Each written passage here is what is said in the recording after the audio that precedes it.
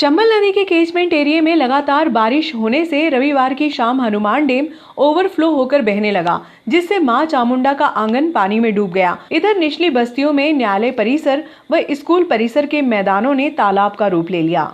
चंबल नदी के catchment area में लगातार बारिश होने से रविवार की शाम को ग्रेसिम उद्योग द्वारा निर्मित सभी बांध ओवरफ्लो हो गए। शाम लगभग 3:15 बजे मां चामुंडा का आंगन भी पानी में डूब गया। देखते ही देखते छोटी पुलिया भी पानी में डूब गई। सुरक्षा के लिए मुक्तिधाम के समीप मंडी पुलिस और भगतपुरी किनारे पर बिलाग्राम पुलिस बल तैनात किया गया।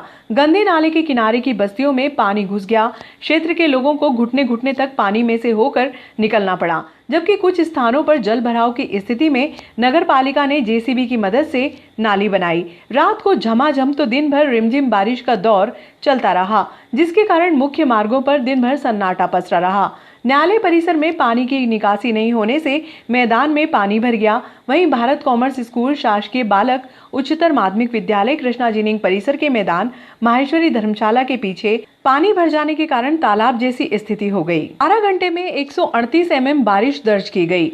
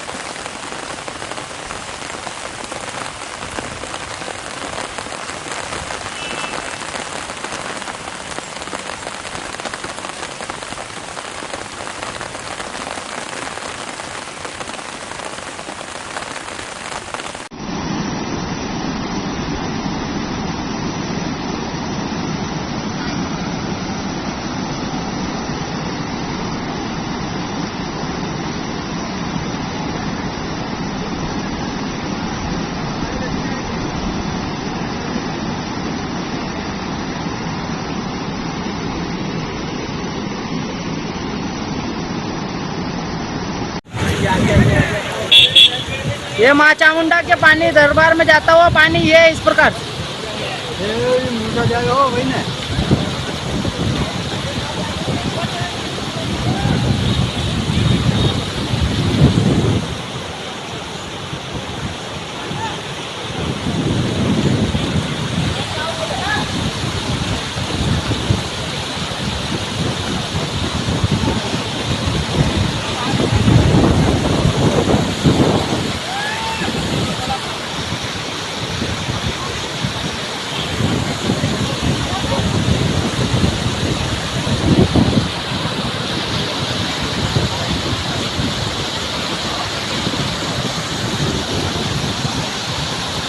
क्या पता लग भी रहे हो दोस्तों पानी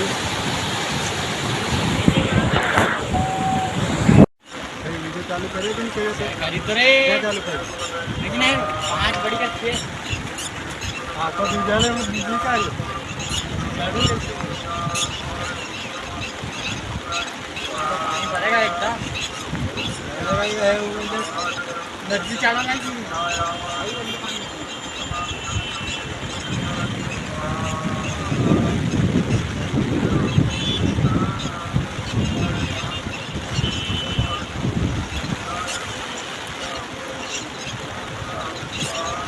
ये जुना नागदान नदी पूरा आगे मारता कितना कितना पानी आ गया देख कैसा पड़ रहा पानी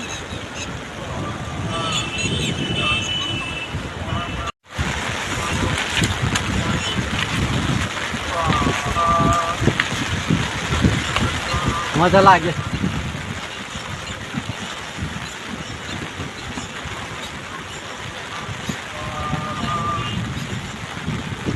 और आगे जा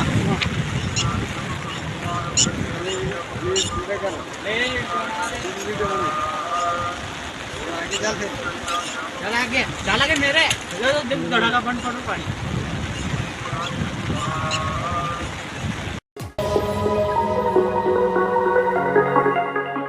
मुनि चंद्र यश विजय जी महाराज साहब ने बताया कि रविवार को प्रातः 9 बजे से माता पिता ही भगवान विशेष पर शिविर का आयोजन हुआ।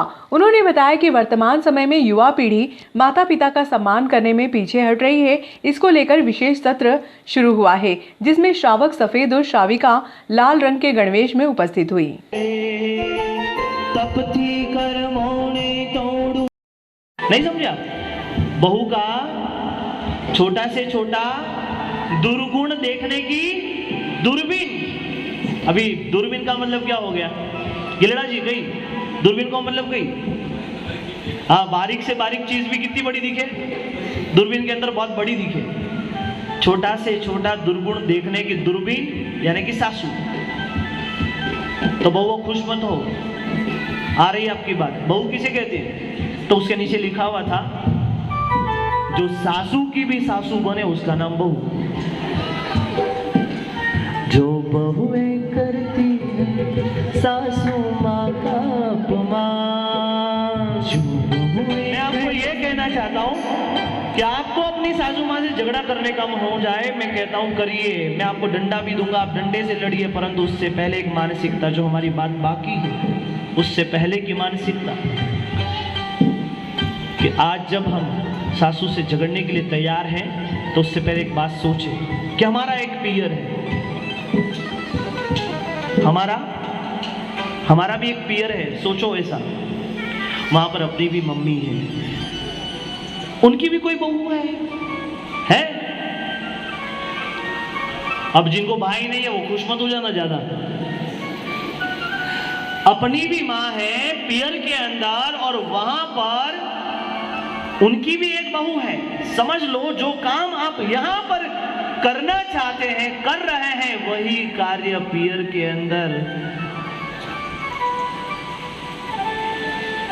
बहू ने अपनी सासू से कर लिया तो क्या होगा? सोच पहले। अगर मन में हो जाए कि नहीं, कुदरत रिटर्न करती है, कुदरत दर्पण की तरह, जो हम देखते हैं वही हमको दिखाती है। हम कुदरत के दर्पण के आगे, बोलो, दर्पण के आगे आप हाथ जोड़ करके खड़े होते हैं ना, तो दर्पण भी आपको हाथ जोड़ता हुआ दिखाई देता है। परंतु दर्पण के आगे आप घूसा डाल करके खड़े हो जाओ, क्या दिखेगा? क्या दिखेगा?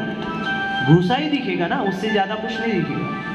तो जो हम यहाँ पर करना चाहते हैं, शायद वह अपने पियर के अंदर वो ही कार्य प्रारंभ हो गया, तो हमारी माँ के ऊपर क्या बीतेगी? ये एक विचार करना। जो बहुएं करती हैं सासू माँ का अपमान, जो बहुएं करती हैं सासू माँ का अपमान, उन बहुओं को कभी नहीं मिल पाता है सम्मान। उन बहुओं को कभी नहीं मिल पाता है सम्मान।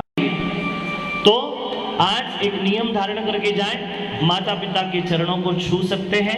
आप 50 साल के हुए तो क्या हुआ, आप 40 साल के हुए तो क्या हुआ, आप अपने माँ बाप के लिए बेटे ही हैं, उनकी बेटी ही हैं। अगर आप ससुराल में हैं तो सासू जी और ससुर जी आपके माता पिता हैं, उनके चरणों को छूना है। अगर माता पिता किसी के नहीं हैं, हाँ, ये भी तो शब्द मुझे बोलने में बहुत दुख होता है कि माता पिता नहीं हैं, तो उनके लिए क्या करते हैं, हाँ? इसलिए 2 लाइन अंतिम के अंदर ये कही, माँ बच्चों की जान होती है, ओ मात पिता बच्चों के जान होते हैं, वो होते किस्मत वाले जिनके माँ होती है, वो होते हैं किस्मत वाले जिनके माँ होती है। कितनी सुंदर है, वो कितनी शीतल है, वो कितनी सुंदर है, वो कितनी शीतल है, न्यारी न्यारी हो माँ, हो माँ, हो माँ, प्यारी माँ।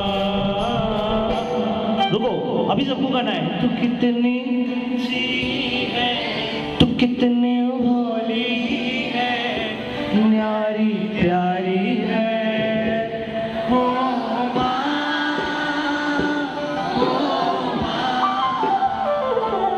ओ माँ, ओ माँ,